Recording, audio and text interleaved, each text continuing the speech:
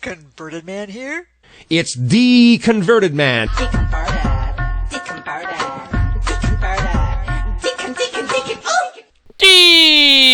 Converted man here. Part 2. More problems of evil because free will or something. We live in a world of enormous beauty, and for some, this is enough to believe in a God who created it. Ignore all ugly parts. Don't look at the ugly parts. But others ask that if God really does exist, then good God, why does he let us suffer? After all, what did an innocent child do to become seriously ill? Why do so many people still die of hunger? Where is God in all this? God's being mysterious. Or, wait, no, it's because we're all sinners. That's why we're getting all this suffering. Religion replies, saying that whilst it may be a tough pill to swallow, this life was never meant to be one where we don't face any hardship. That's right. God never intended for us to live a perfect life. What about Genesis? Oh, forget about that. Just, you see, Adam and Eve, they were supposed to fail. Well, but not really. They did, pretend like you don't know about Genesis. Rather, it teaches that the hardship we do face is necessary for us to achieve the purpose of our lives. No. That starving child doesn't need to starve to achieve their purpose in life. In fact, I would argue that they would be better off not starving because they would be more enabled to achieve the purpose of their life, whatever the belief that's supposed to be. And what is the purpose of their life? That is, to progress in the knowledge and love of our Creator, and to constantly be improving our moral character. I don't buy it for a second, because you don't need to be a starving child, and in fact, starving children are a huge problem, and you use that example, not me, so I'm going to stick with that one. First of all, their brain's not going to develop as well as it would have had they not been starving, so that's a problem. Although maybe that's actually an advantage for the religion because you can easily trick them into believing you're crap because their brain is not as developed as it could have been otherwise. But nonetheless, no. They didn't need to go through that to develop a better moral character, and in many cases they'll actually have a worse moral character because they had a hard life. They don't need to go through any of that to recognize or find a creator or love it more. And who would love a parent that didn't feed their children? We're talking about a God that could easily feed all starving children everywhere, but does nothing instead. Yeah, I'm gonna love that God a whole lot. Not. In order to make progress in these two ideals, we need two things. 1. The free will to make our choices meaningful, and 2. Tests to prove our worth. No and no. First of all, why free will? Why does that matter? Who cares about that? If we're programmed automatons, then we have no choice but to do this, that, or the other thing. And God could make us all programmed automatons built to worship and love it. Why would that be bad? Why would that be something God doesn't want? Wouldn't that be better? I don't know. It'd be different. Why does God need us to have free will? It is a need. But it isn't a need of God because God isn't a thing other than a construct in our brains as far as I can tell. Your explanation is to try to explain how people can seemingly make arbitrary choices, which we call free will. Whether or not free will is or isn't really a thing, I don't know, and I'm fine with not knowing. But what about that second part? Tests. Bull on that. God's supposed to know everything, including the future. God doesn't need to test me at all. Well, but it's for you. I don't need that test either. If God knows exactly how I would behave under given circumstances, then it doesn't need to test me at all. And I don't need to know that I'm that good because I would do that in that situation, and I know that I would do that in that situation, so I already know that I'm that good. When you look at suffering in all of its diverse types, it turns out that all suffering is actually a byproduct of these two essential elements we need to make life worth living. No, we don't need these things in this way. Again, going with that starving child that you decided to make your example. How does that help? Especially if that child happens to have been born in Africa, where they're probably not going to learn about your particular religion. By the way, this is Islamic apologist, not Christian. So you can't say, well, the Christians are going to go over there and tell them all about God, because that's the wrong God for the Muslims. So they don't have an easy counter to that. Those people that are suffering in Africa are suffering for no reason, because not only are they going to suffer in this world, but unless they learn about God, the right God, no less, they're going to suffer in the next world as well. So what was the point of all that? What cosmic purpose is there to hell? There isn't one. So your get out of jail free card and saying, well, there's some reason for their suffering. No, there isn't any reason. There isn't, because their supposed purpose of learning about God can never be fulfilled given the sort of life that they're going to lead. If you never hear about God, a Pacific God, how would you possibly know about it? Oh, well, you all just know about God. No, we don't. And even if they happen to invent a God of their own, it's not the right God, and it's not going to count. But depends upon your theology. Some Christian theology is like, well, those people are forgiven, or God has a plan for them, and it's not up to us to judge. I don't know about Muslim apologetics as far as like how they get around this whole problem of people not knowing about their particular type of God, but I'm sure they have some sort of weasel way around it. But you don't need suffering to be a better person. And you don't need that to have a good life. I don't even know if we need free will to have a good life, or even if we have free will in the first place. But no, you don't need these things for a good life. That's not, no. Why? I don't want suffering. Suffering is bad. If I had none of that, then I would have a good life. Jeez. The misuse of free will accounts for the vast majority of suffering in the world. Here's a couple of potential worlds that could exist where free will still existed. Here's one where you have free will choices, but they're only good choices. You can decide to eat chocolate or banana. You can choose to eat chicken or kiwi. You can choose to go to the store or to stay home. You can choose what sort of work you want to do, if any at all. You can make these sort of choices, but you cannot choose to do things that hurt yourself or others. So you cannot choose to cut yourself in a way that would make you bleed out. You can't choose to eat in such excess that you would begin to damage your body. You can't drink so much alcohol that it would cause your liver to be damaged. Or if you do drink alcohol, until you cannot choose then to drive.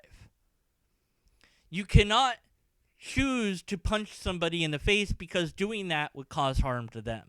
You can make choices about who you're friends with, but you can't choose to harm yourself or others. But there's plenty of other choices that you can still make. That's world one. World two is one where the consequence of attempting to do something bad is that that thing inflicts you instead of the person that you're trying to harm. So if I go to insult someone, they don't even hear that insult. I hear that insult, and it makes me feel bad. If I go to punch somebody, I wind up punching myself. If I try to stab somebody, I wind up stabbing myself. And very quickly, the choices I would make in that world would be ones that don't hurt anyone, because that's just going to hurt me. Unless I want to be hurt for whatever weird, bizarre reason, then I'll do nothing but that, and then I'm just hurting me and no one else in that potential world. So I have the ability to do whatever I want, just like I do in this world, but anytime that it could harm somebody else, it winds up just hurting me. Those are two possible worlds that a God could create if a God existed.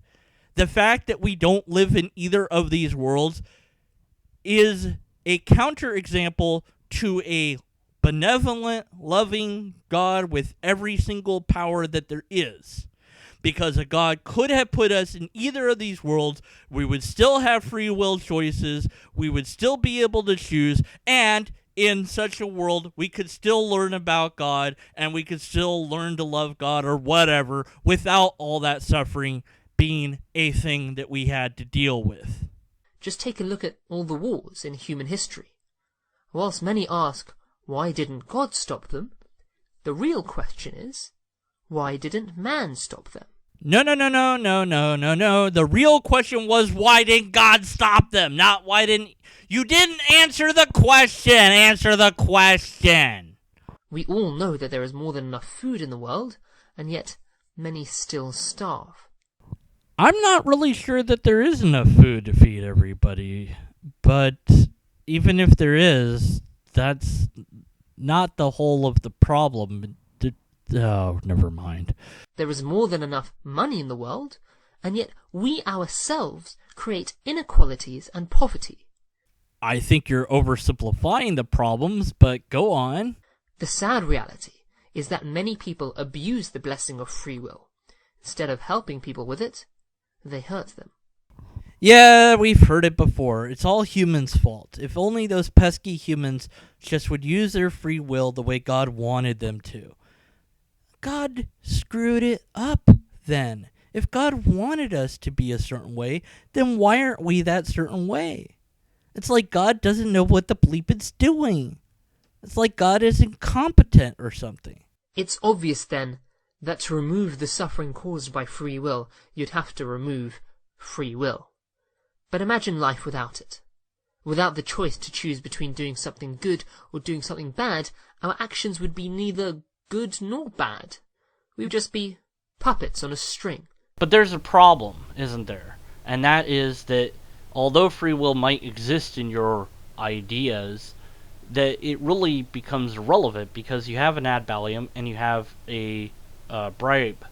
So the bribe is you'll get all this cool stuff, you'll get to go to heaven, you'll get to, live forever and be happy, or you'll burn and suffer forever, or you might just cease to exist. So either way, it's pretty bad, okay? So it is the appeal to the stick.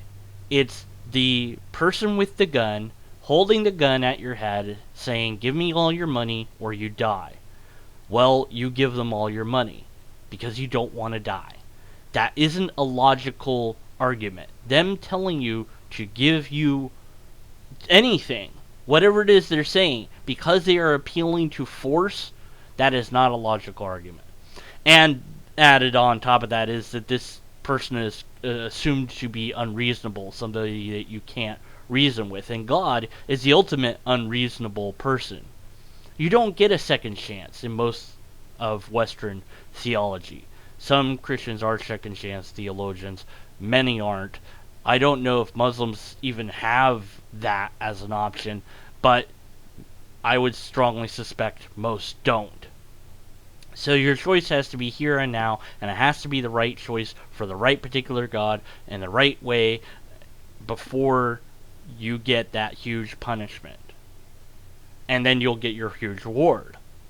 So your choice, your will, is not really a thing, because you don't really get a choice. It's not like behind door number 1 is delicious pie, and behind door number 2 is delicious cake, and you can choose either door. Well, we all know the cake's a lie and that pie is irrational, so really I'm not going to get anything, but I can choose a door at least. Here it's choose a door, one leads to death, the other leads to $1 million. Well, I guess I picked the one that leads to the $1 million. I don't want to pick the one that leads to death. But it's even worse because there's not just 2 doors, there's a bazillion doors. And only one of them leads to the right way. And you better pick the right one, and it's totally our religion, of course, and all the other ones lead to death. So where's your free will then? Oh, I could still choose. Yeah, but you're choosing based on a rational, illogical reason. You're not choosing based on a coherent argument or evidence or test or anything like that. But why would we think that that would be something that we would get from theology? Going through whatever motions someone else has set out for us. Free will, then, is definitely worth keeping, and if we want to get rid of the suffering caused by it, then the real solution is to start using it properly. You know, I actually agree with this idea. Let's work together to make this world a better place, because God, even if it exists, certainly isn't going to do that. We've already seen that God is consistent in not doing a darn thing for anybody that believes in it or doesn't believe in it. So, whether we believe in it or not, we should all do good for today and for the tomorrows to come. Now let's look at the suffering caused by things outside of our free will, like natural disasters, or congenital disease, or unavoidable illness. Or in other words, why do bad things happen to good people? But the thing is that religion doesn't teach us that the suffering in our life depends on how good we are as people. Rather, it teaches that how good we are as people depends on how we deal with the suffering in our lives. For example, when things don't go our way, do we become bitter, angry, and resentful? Or do we remain patient and show compassion even when we're hurting? When we see the suffering of others, do we ignore it and walk away? Or do we have the strength to face it and do whatever we can to help them? Oh boy, this is just despicable. It really is. How is the child that doesn't really comprehend that much about the world, that is suffering due to hunger, and the mother who can't feed the child because they're also starving, and there's no food, there's no way to get food, every time food's brought in somebody steals it, puts it on the black market, so on, and their only hope is that the abusive guy that she's with brings some food for them today. He didn't bring any yesterday, but she's facing that challenge, and she's not becoming bitter at the fact that her child is starving to death, or that she's starving to death. How is this a good thing? Without that challenge, without that starvation, could there not be some other methodology to employ to see whether or not she was a good person?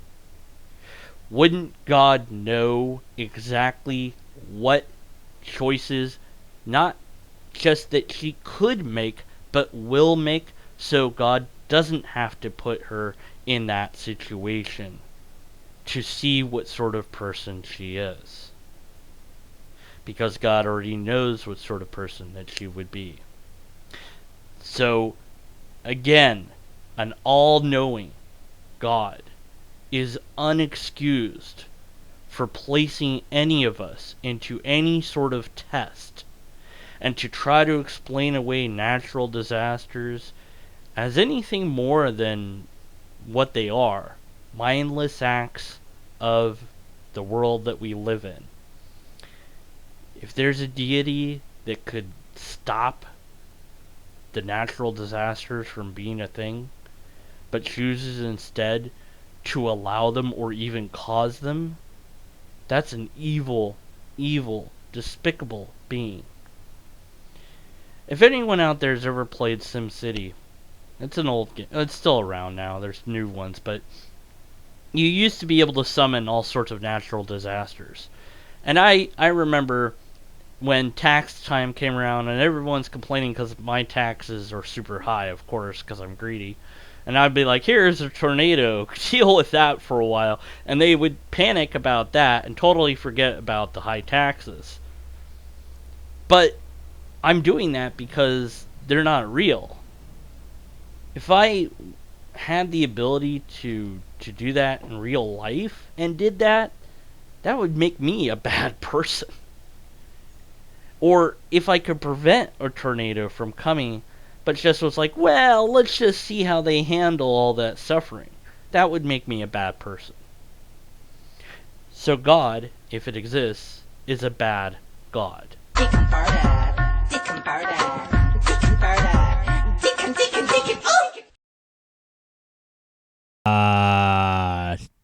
No. I think no. Is there enough world to feed every food in world